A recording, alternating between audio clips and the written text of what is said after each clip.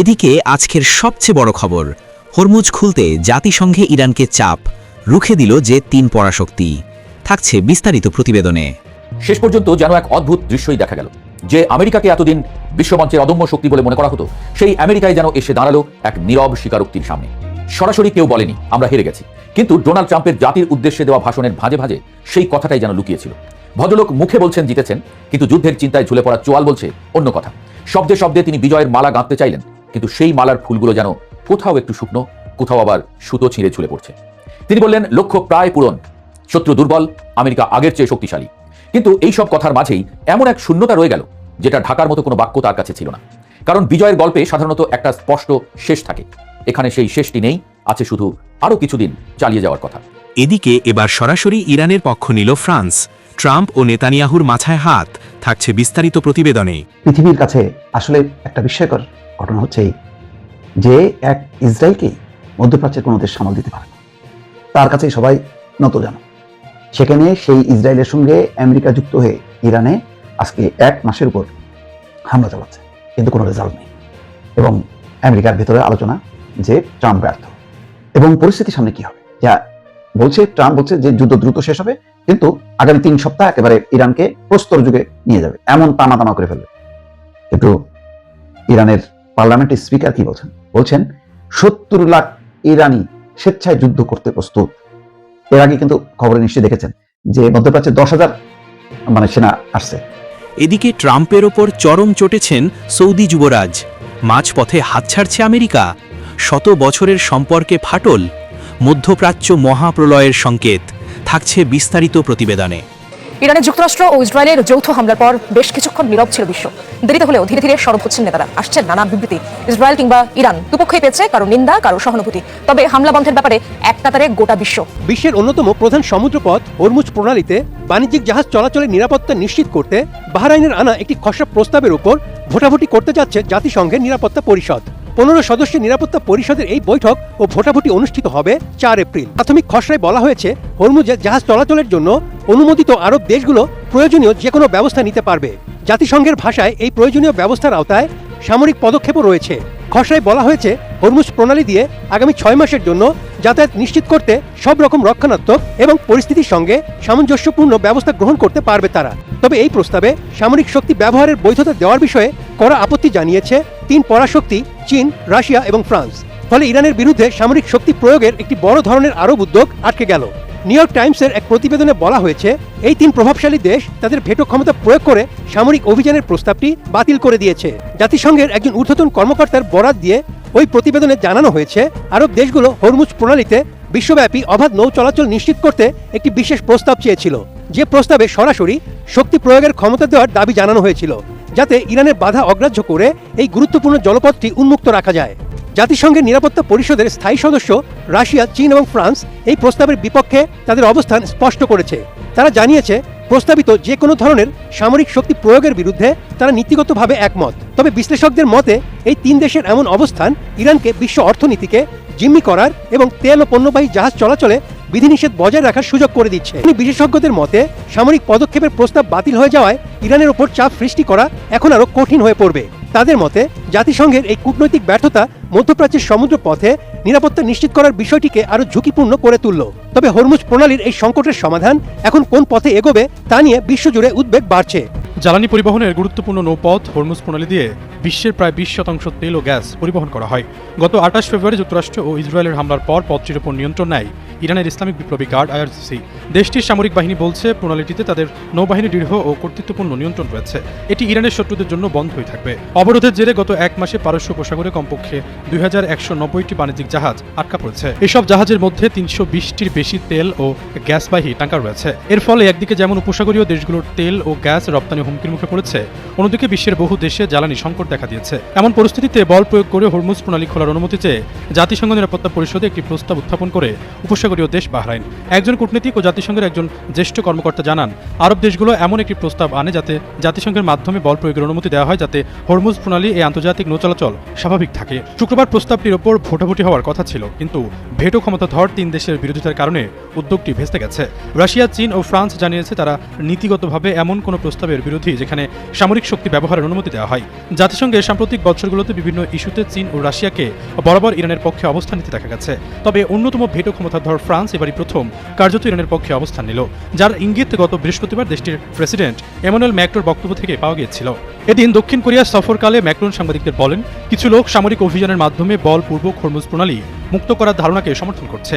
এটি এমন একটি বিকল্প যা আমরা কখনোই সমর্থন করি না, কারণ এটা অবাস্তব। তিনি জানান, সামরিক অভিযানের মাধ্যমে হরমুজ প্রণালী মুক্ত করতে অনন্তকাল লেগে যাবে এবং যারা এই প্রণালী দিয়ে যাতায়াত করবে তারা ইরানের বিপ্লবী বাহিনীর ব্যালিস্টিক ক্ষেপণাস্ত্রের ঝুঁকির মুখে পড়বে।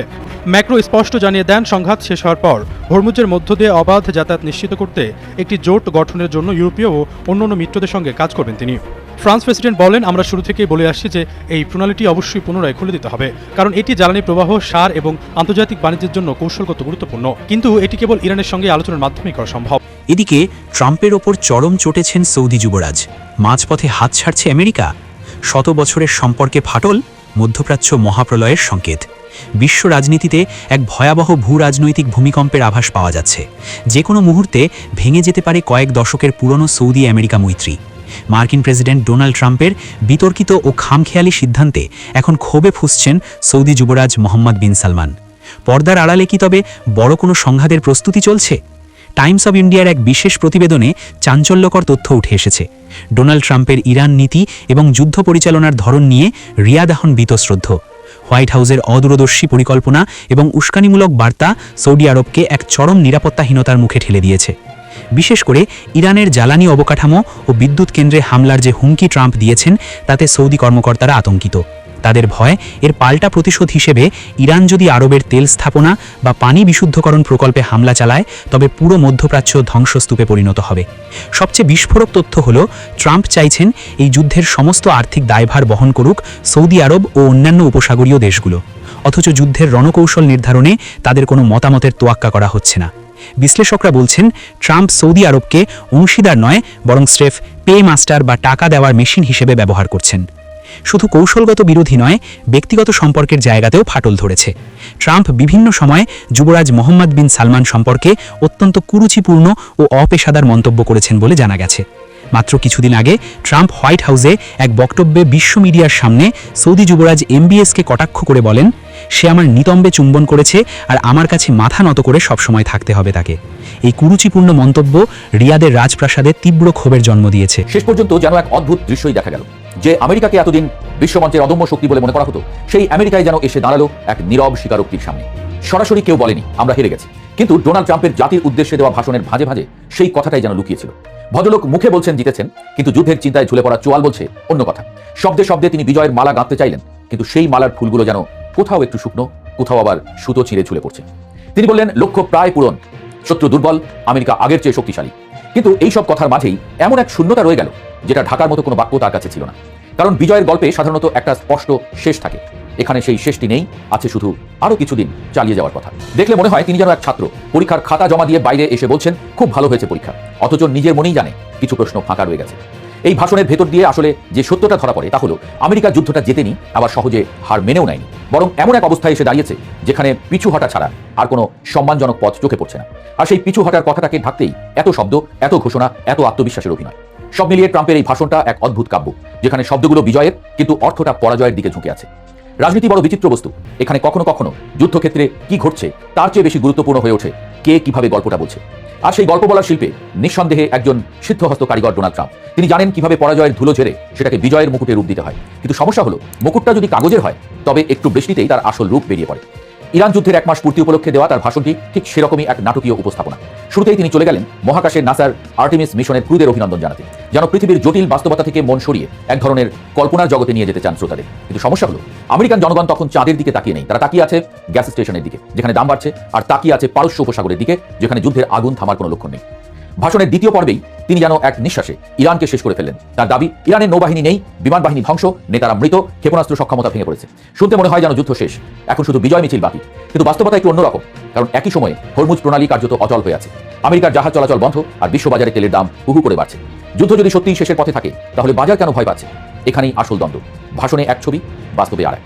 ট্রাম্প বললেন, আমেরিকা জিতছে আগের যে কোনো সময়ের চেয়ে বড়ভাবে, কিন্তু পরিস্থিতি বলছে ভিন্ন কথা। কারণ যুদ্ধক্ষেত্রে এখনো প্রতিদিনই পাল্টাপাল্টি হামলা চলছে। ইসরায়েল এখনো ইরানের ড্রোন ও ক্ষেপণাস্ত্রের মুখে, আর ইরানও প্রতিদিন ইসরায়েলের আক্রমণের শিকার করছে। তাহলে প্রশ্নটা স্বাভাবিক, যদি সব শেষ হয় তাহলে যুদ্ধ চলছে কেন? এই ভাষণের সবচেয়ে বড় বৈশিষ্ট্য হলো, যা বলা হয়েছে তার চেয়েও বেশি গুরুত্বপূর্ণ যা বলা হয়নি। ট্রাম্প দীর্ঘ 19 মিনিট কথা বললেন, কিন্তু তিনি একবারও স্পষ্ট করে বললেন না এই যুদ্ধের শেষ কোথায়, বিজয়ের সংজ্ঞাটা কি। রাজনীতিতে অনেক সময় লক্ষ্য নির্ধারণটাই সবচেয়ে গুরুত্বপূর্ণ, কিন্তু এখানে সেই লক্ষ্যটাই কুয়াশার মধ্যে ঢাকা। তিনি বলছেন মূল কৌশলগত লক্ষ্যগুলো প্রায় পূরণ হয়ে গেছে, কিন্তু সেই লক্ষ্যগুলো আসলে কি ছিল? ইরানের শাসন ব্যবস্থা বদলানো, পারমাণবিক কর্মসূচি থামানো, নাকি শুধু সামরিক শক্তি দুর্বল করা? এর কোনো স্পষ্ট উত্তর নেই। কথা শুনে মনে হচ্ছে আমেরিকা নিজেই জানে না ঠিক কি কারণে ইরানে হামলা করেছিল। এখানে বিশ্লেষকরা বিভ্রান্ত, এমনকি সাবেক উপদেষ্টারাও বলছেন এই ভাষণ আমেরিকানদের আরও বেশি বিভ্রান্ত করেছে। অর্থাৎ যুদ্ধের চেয়ে বড় সমস্যা হয়ে দাঁড়িয়েছে যুদ্ধটা আসলে কেন চলছে, কেন সারা দুনিয়ার মানুষ দাম চুকাচ্ছে, সেটাই কেউ জানে না। আরেকটি গুরুত্বপূর্ণ দিক হলো হরমুজ প্রণালী। বিশ্ব অর্থনীতির ধমনী বলা যায় এই জলপথকে, কিন্তু ট্রাম্প এই বিষয়ে কোনো স্পষ্ট রোডম্যাপ দেননি, বরং তিনি এক অদ্ভুত অবস্থান নিয়েছেন। একদিকে ইরানকে চাপ দিচ্ছেন প্রণালী খুলতে, অন্যদিকে মিত্র দেশগুলোকে বলছেন তোমরা গিয়ে দখল করো। এটা অনেকটা সেই পাবলিক বিশ্ববিদ্যালয়ের শিক্ষকের মতো, যিনি নিজে ক্লাস নেবেন না, কিন্তু ছাত্রদের বলবেন তোমরাই পড়াশোনা করে পরীক্ষা দাও। এখানে স্পষ্ট হয়ে ওঠে আমেরিকা নিজেই সেই সংকট থেকে বের হওয়ার পথ খুঁজে পাচ্ছে না। ট্রাম্প আবার দাবি করলেন আমেরিকার বিদেশি তেলের দরকার নেই। তিনি বললেন যুক্তরাষ্ট্র বিশ্বের 1 নম্বর তেল ও গ্যাস উৎপাদক, কিন্তু বাস্তবতা হলো বৈশ্বিক বাজার একে অপরের সঙ্গে এতটাই জড়িত যে হরমুজ বন্ধ হলে আমেরিকা চাইলেও সম্পূর্ণ বিচ্ছিন্ন থাকতে পারে না। তেলের দাম বাড়লে তার প্রভাব আমেরিকার ভেতরেও পড়ে। পেট্রোলের দাম বাড়ে, ভোটার অসন্তুষ্ট হয়, আর সেই অসন্তুষ্টি গিয়ে পড়ে নির্বাচনের বাক্সে। এই প্রেক্ষাপটে ট্রাম্পের ভাষণের আরেকটি দিক খুব গুরুত্বপূর্ণ। তিনি এই যুদ্ধকে ভবিষ্যতের জন্য বিনিয়োগ বলে আখ্যা দিয়েছেন। ইতিহাসে এই বাক্য নতুন না, ইরাক যুদ্ধের সময়ও একই কথা বলা হয়েছিল, আফগানিস্তান যুদ্ধের সময়ও। কিন্তু সময় প্রমাণ করেছে সব বিনিয়োগ লাভ দেয় না, কিছু বিনিয়োগ ক্ষতির খাতায় চলে যায়। আর এখন প্রশ্ন উঠেছে এই যুদ্ধ কোন খাতায় যাবে? ভাষণের আরেকটি সূক্ষ্ম দিক হলো তার সময়সীমা নির্ধারণ। তিনি বলছেন আরও 2 থেকে 3 সপ্তাহ, কিন্তু এই সময়সীমা বাস্তবে কতটা কার্যকর? বেনিয়ামিন নেতানিয়াহু কি সেই সময়সীমা মানবেন? ইরান কি সেই অনুযায়ী থামবে? এখানে আবার সেই পুরনো সমস্যা, একটি যুদ্ধ কিন্তু একাধিক পক্ষ এবং প্রত্যেকের লক্ষ্য আলাদা আলাদা। ট্রাম্প তার ভাষণে কাশেম সোলাইমানির প্রসঙ্গ টেনে আনলেন, যেন অতীতের একটি সফল অভিযানকে সামনে এনে বর্তমানের ব্যর্থতাকে ঢাকার চেষ্টা। কিন্তু ইতিহাসের পুরনো অধ্যায় দিয়ে নতুন সমস্যার সমাধান হয় না। সবচেয়ে গুরুত্বপূর্ণ প্রশ্নটি আসে স্থলবাহিনী নিয়ে। হাজার হাজার মার্কিন সেনা এই অঞ্চলে জড়ো হচ্ছে, কিন্তু তাদের ভূমিকা কি? আক্রমণ, প্রতিরক্ষা, নাকি শুধু চাপ সৃষ্টি? এই প্রশ্নেরও কোনো উত্তর নেই। এখানেই বোঝা যায় যুদ্ধ শুধু সামরিক নয়, কৌশলগতভাবেও আটকে গেছে। আর এই আটকে যাওয়াটাই আসল সংকট। আমেরিকার অভ্যন্তরীণ রাজনীতিও এখানে বড় ভূমিকা রাখছে। জনমত এই যুদ্ধের পক্ষে নেই, পেট্রোলের দাম বাড়ছে আর সামনে নির্বাচন। এই পরিস্থিতিতে ট্রাম্পের জন্য সবচেয়ে বড় চ্যালেঞ্জ হলো কিভাবে এই যুদ্ধ থেকে বের হওয়া যায়, সেটাও আবার এমনভাবে যাতে দেখতে পরাজয়ের মতো না লাগে। এটাই রাজনীতির সবচেয়ে কঠিন সমীকরণ। হার মানতে হবে, কিন্তু সেটা স্বীকার করা যাবে না। সব মিলিয়ে ট্রাম্পের এই ভাষণটা যেন এক ধরনের মনস্তাত্ত্বিক যুদ্ধ। তিনি শুধু ইরানের সঙ্গে লড়ছেন না, তিনি নিজের জনগণের মনোভাবের সঙ্গেও লড়ছেন। তিনি বোঝাতে চাইছেন সবকিছু নিয়ন্ত্রণে আছে, কিন্তু ভাষণের ফাঁকফোকরগুলো বলছে সবকিছু নিয়ন্ত্রণের বাইরে চলে যাচ্ছে। শেষ পর্যন্ত এই প্রশ্নটা থেকেই যায়, এটা কি সত্যিই লক্ষ্য পূরণের কাছাকাছি পৌঁছানো এক যুদ্ধ, নাকি এটি এমন এক জটিল ফাঁদ যেখানে আমেরিকা নিজেই আটকে গেছে? আর সেই শেষটা কি হবে, বিজয়ের নাকি স্বীকার না করা পরাজয়? সেটাই এখন দেখার বিষয়। পৃথিবীর কাছে আসলে একটা বিস্ময়কর ঘটনা হচ্ছে এই যে এক ইসরায়েলকেই মধ্যপ্রাচ্যের কোনো দেশ সামাল দিতে পারে না। তার কাছে সবাই নতজানু। সেখানে সেই ইসরায়েলের সঙ্গে আমেরিকা যুক্ত হয়ে ইরানে আজকে 1 মাসের উপর হামলা চালাচ্ছে, কিন্তু কোনো রেজাল্ট নেই।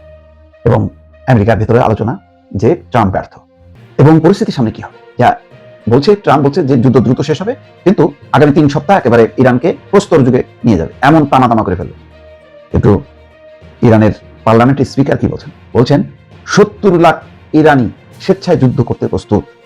এর আগে কিন্তু খবরে নিশ্চয়ই দেখেছেন যে মধ্যপ্রাচ্যে 10,000 সেনা আসছে, মার্কিন মেরিন সেনা, প্রশিক্ষিত সেনা।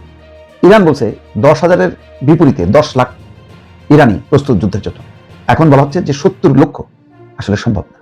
বিশাল দেশ, 9 কোটি মানুষের দেশ, যেমন বিশাল একটা দেশ, তেমনি 9 কোটি মানুষ, এটাও একটা বিশাল জনগোষ্ঠী। এই জনগোষ্ঠীকে ডোনাল্ড ট্রাম্প ইচ্ছা করলেই প্রস্তর যুগ, অন্ধকার যুগে নিয়ে যাবে, এটা সম্ভব না। আজকে হাস্যকর একটা ব্যাপার হচ্ছে যে একটা গুরুত্বপূর্ণ মহাসড়কের সেতু উড়াই দিয়ে তার ছবি দিয়ে বলছে যে এখনো সময় আছে, যদি ইরান যুদ্ধ না করে, মানে যুদ্ধ বন্ধে চুক্তি না করে, তাহলে আরো কঠিন মূল্য দিতে হবে। এগুলি হলো হাস্যকর ব্যাপার।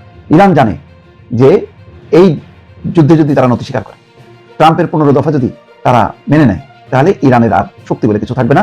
এরপর ওই গাজার মতন অবস্থা হবে, যখনই ইসরায়েল মনে করবে তখনই সে হামলা চালাবে। তো সুতরাং ইরান মারা যাবে, শেষ হয়ে যাবে, ধ্বংস হয়ে যাবে। কিন্তু মানবে না। আজকে ইরানের পার্লামেন্টের স্পিকার মোহাম্মদ বাঘের গালিবাফ তিনি জানিয়েছেন, ইসরায়েল এবং যুক্তরাষ্ট্রের সঙ্গে যুদ্ধ শুরুর পর থেকে প্রায় 70 লাখ ইরানি দেশটির সামরিক বাহিনীতে স্বেচ্ছাসেবী হিসেবে নাম লিখিয়েছে। এই গালিবাফ কিন্তু তাকে ধরা হচ্ছে যে তিনি নেগোসিয়েশন করবে, এবং পাকিস্তান বলেছে যে পেজেশকিয়ান, তারপরে আব্বাস আরাকচি পররাষ্ট্রমন্ত্রী এবং পার্লামেন্টের স্পিকার গালিবাফ, তাদেরকে যেন হিট লিস্ট থেকে বাদ দেওয়া হয়, কারণ তাদেরকেও যদি মেরে ফেলা হয় তাহলে ইরানের সাথে যুদ্ধবন্দী আলোচনা করার মতন উপযুক্ত কোনো নেতা থাকবে না। যাক, এখন ইসরায়েল আমেরিকা তো আর কারো কথা শোনে না এবং তারা এটা চিন্তাও করে না। তো বললাম যে গুরুত্বপূর্ণ একজন ব্যক্তি তিনি বলছেন, একটি শক্তিশালী জাতীয় প্রচারণা লাখো ইরানিকে দেশ রক্ষায় অস্ত্র তুলে নিতে উদ্বুদ্ধ করেছে। অর্থাৎ যখন চড়াও হয়েছে ইসরায়েল এবং আমেরিকা মিলে, তখন কিন্তু নিজেদের বিভেদ ভুলে ইরান এখন ঐক্যবদ্ধ হয়ে গেছে, এবং এই ঐক্যবদ্ধ জনগোষ্ঠীকে শেষ করা সম্ভব না। নেতানিয়াহু কিভাবে উদ্বুদ্ধ করছে যে যদি আয়াতুল্লাহ আলী খামেনি অর্থাৎ প্রধান ধর্মীয় নেতাকে যদি হত্যা করা যায় তাহলে সাথে সাথে জনগণ বিক্ষোভ করবে, বিদ্রোহ করবে এবং গণঅভ্যুত্থান সংঘটিত হবে। কিন্তু হিতে বিপরীত হলো, এখন এমন অবস্থা তৈরি হলো যে এখন মান সম্মান নিয়ে যে ট্রাম্প এই যুদ্ধ থেকে বের হয়ে যাবে তার কোনো উপায় থাকছে না। গালিবাফ বলছেন ইরানের স্পিকার যে এসে দেখো, চ্যালেঞ্জ ছুড়িয়ে দিয়ে বলতেছে এসে দেখো, ইরানে এসে দেখো যে কি পরিস্থিতি হয়। এই হচ্ছে দর্শক পরিস্থিতি।